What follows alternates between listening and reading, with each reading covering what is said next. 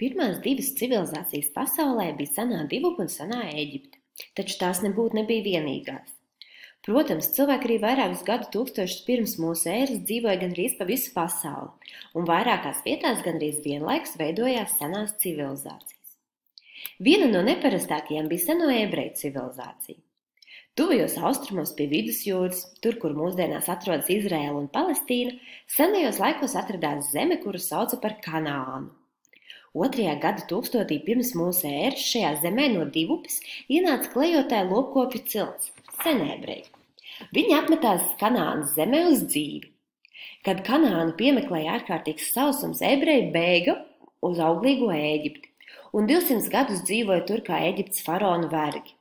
Ap 1200. gadu pirms mūsu ēras ebreji Mūzes vadībā bēga atkal no verdzības un devās atpakaļ uz Kanānu, kuru ebreji uzskatīja par sava dieva, Jahves, apsolīto zemi. Ebreju vēsture un ceļš atpakaļ uz Kanānu ir aprakstīts Bībelē. Nonākuši Kanānā, ebreji atsāka nodarboties ar zemkopību, lopkopību un izveidoja savu valsti. Sev par valdnieku ebreji izvēlējās valdnieku Dāvidu. Pēc Dāvida par valdnieku kļuva viņa dēls Zālamans.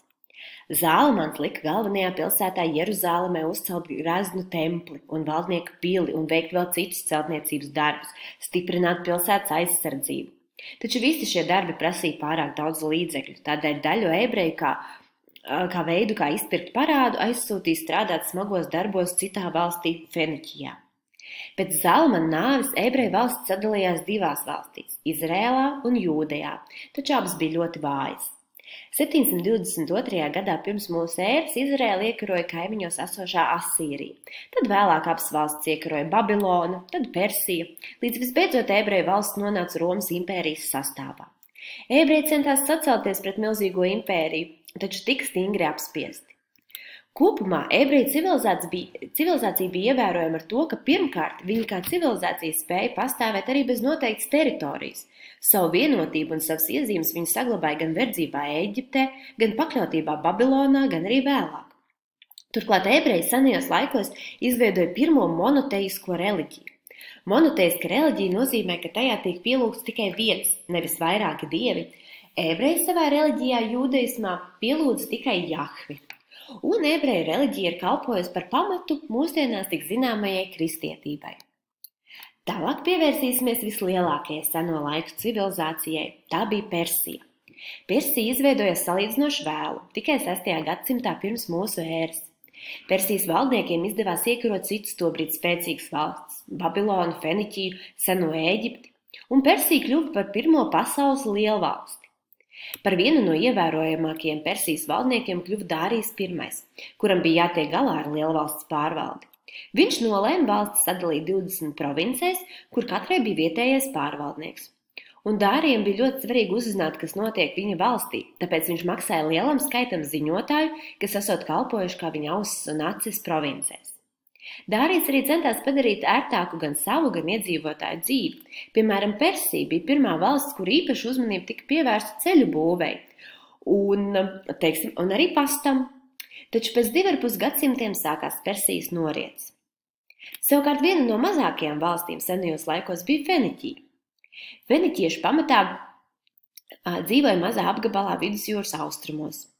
Feniķieši bija civilizācija, kas līdz maksimumam savā labā izmantoja jūras tuvumu un tās sniegtās iespējas.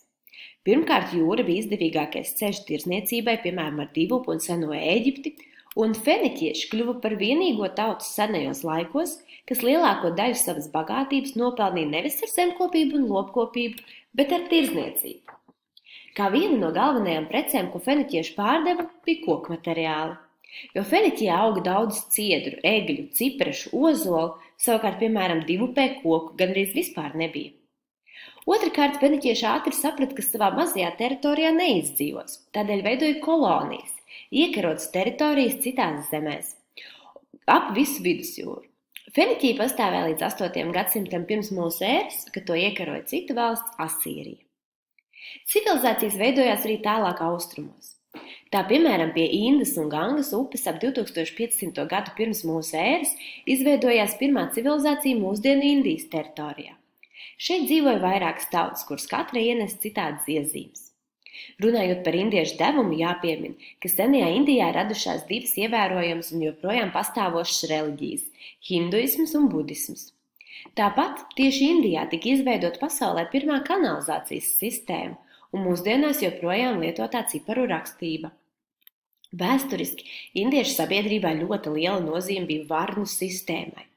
Varnas bija noslēgtas cilvēku grupas, kuru iekšienē bija stingri likumi, kas noteica cilvēku uzvedību, atbildību, aizsardzību. Šī varnu, jeb tagad sauktā kastu sistēma Indijā pastāv joprojām.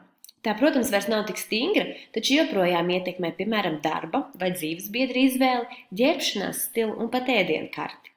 Dzīves laikā kastu nav iespējams mainīt, tajā cilvēks piedzimst. Piemēram, zemnieki un amatnieki pieder pie trešās kastes, kas nozīmē, ka viņi nedrīkst strādāt augstus amatus. Viņi nedrīkst būt ārsti, skolotāji, priesteri. Viņi arī nedrīkst precēties ar kādu no augstākas kastes. Salīdzinoši netālu, bet tomēr nošķirti no pārējās pasaules veidojās senās Ķīnas civilizācija. Tā kā seno Ķīnu no rietumiem nošķir tūkstneši un kalni, senajos laikos ķīnieši bija pārliecināti, ka viņi atrodas pasaules centrā. Valstis Ķīnas teritorijā sāka veidoties ap 2. gadu tūkstotu pirms mūsu ēras, taču tās bieži vien karoja savā starpā. Tikai 221. gadā pirms mūsu ēras valdnieks Šihuandī no Ciņu dinastijas, viņa vārdā arī Ķīnu sāk saukt par Ķīnu, apvienoja visu teritoriju vienā valstī un pārtrauca karus. Tomēr valsti vēl apdraudēja klejojošās ciltis. Tādēļ, lai pasargātu jauno valsti no tām, Šihuandī pavēlēja uzcelt slaveno lielās Ķīnas mūri. Ķīnieši ir radījuši vēl daudzas citas lietas, piemēram, papīru, kompasu, sērkociņu, kurus plaši lietoja gan senajos laikos, gan arī lietojam joprojām. Un civilizācijas izveidojās arī otrā zemeslodes pusē – Ziemeļamerikas un Dienvidamerikas kontinentos. Pirmie cilvēki tur nonāca jau pirms 40 000 gadu no Āzijas. Kādā veidā? Kad senais ledājs izkusis starp Āziju un Ziemeļameriku, atklājās šaura zemes strēle, kuru cilvēki izmantoja, lai dotos uz jauniem apgabaliem. Tā viņi nonāca šajos Amerikas kontinentos, pa kuriem laika gaitā izklīda. Tādēļ arī abos Amerikas kontinentos dažādo dzīves un klimata apstākļu dēļ radās dažādas civilizācijas. Piemēram, ap 1200. gadu pirms mūsu ēras augstu attīstības līmeni sasniedza olmeki. Arī viņi pazina rakstuzīmes, skaitļus, prata sastādīt kalendāru, un viņiem bija pat sava spēle, sporta spēle, kas līdzinājās basketbolam. Nezinām iemeslu dēļ olmeku civilizācija gāja bojā, taču tās atklāto pārņēma citas tautas. Un ap mūsu ēras sākumu Vidusamerikā Acteku civilizācijā izveidojās jau pirmā lielā pilsēta – Teotivakana. Tajā dzīvoja vairāk nekā 200 000 iedzīvotāju. Pilsētā bija milzu tempļi, no kuriem lielākais bija Saules templis, jeb Saules piramīda. Tieši tā, piramīda. Līdzīgi tai, kādas cēlas senajā Eģiptē, kaut gan eģiptieši un teotivakanieši nekad nebija tikušies. Vēl augstāku attīstības līmenis Amerikas kontinentos sasniedza vēlākā Maiju civilizācija. Majiem jau bija vairākas pilsētas, kurās darbojās prasmīgi amatnieki, mākslinieki un tirgotāji. Un tādas, tik līdzīgas, bet tomēr tik dažādas, bija senās civilizācijas, kas veidojās visās pasaules malās.